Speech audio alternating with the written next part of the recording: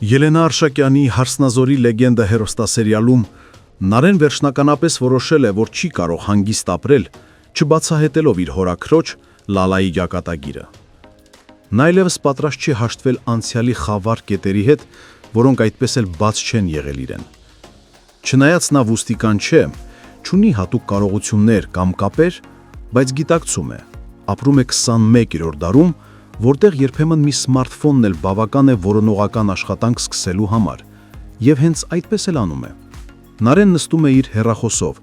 սոցիալական ցանցերում փնտրելու Լալայի անունով, լուսանկարներով, հնարավոր տեղակայմամբ։ Նրա քայլերն արդեն նպատակաուղղված են։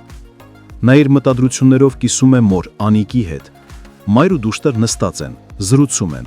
ու զրույցին զուգահեռ Նարեն որոնում է հորաքրոջ անունը տարբեր հարթակներում, փնտրում մարդկանց, ովքեր կարող են նրան ճանաչել կամ կապ ունենալ։ Բայց Անիկը հանգիստ չէ։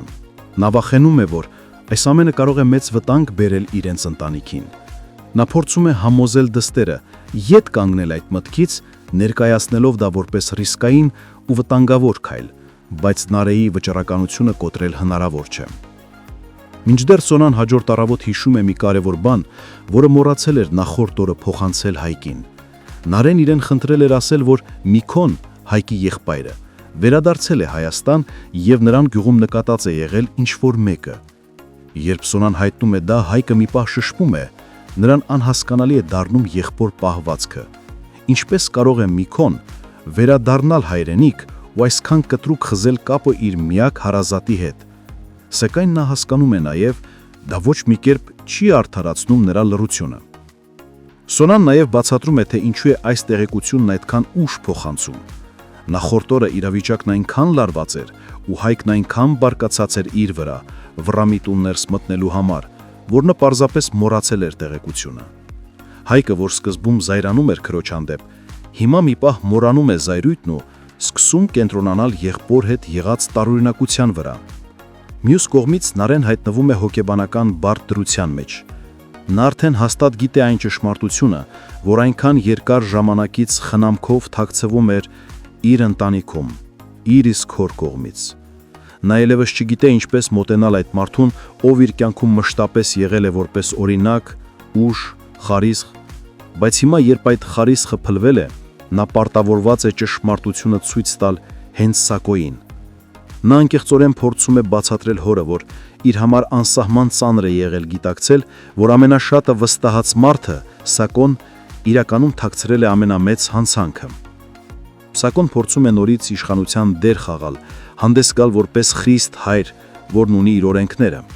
Նա նույնիսկ փորձում է վախ ներշնչել Նարեին, սպառնալով, փորձելով վերահսկել, բայց Նարե այլևս այն փոքրիկ աղջիկ չէ։ Նա ձայնը ուժեղացնում է, բայց պահպանում իր արժանապատվությունը, հասկացնելով, որ ինքը չի վախենում, այլ պարզապես հիասթափված է։ Սակոն լուռ մնում է, ասելու բան չունենալով։ Նա գիտի, որ Նարեն հիմա տեսնում է իրեն իրական լույսի ներքո, ոչ թե որպես հայր, այլ որպես մարդ, ով տարիներ շարունակ ծածկել է ամբողջ ընտանիքի դժբախտության պատճառը։ Հարգելի հետևորդներ, ինչպես կվարվի Սակոն, երբ հասկանա, որ Արմոն Նարեին պատմել է ճշմարտությունը։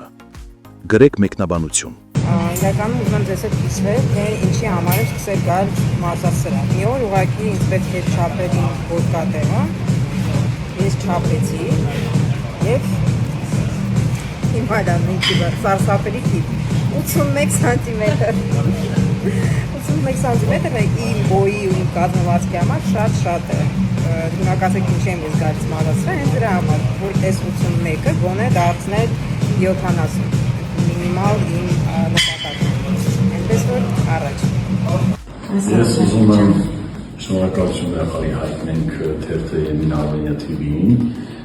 լուսաբանելու համար, մեր նոր նախագծին անդրադառնալու համար եւ մեր ամուսնական զույգի երկու աստիճանաբանդակը մեզ հետ քաշ տալու համար։ Ահ, բան ստացել, բայց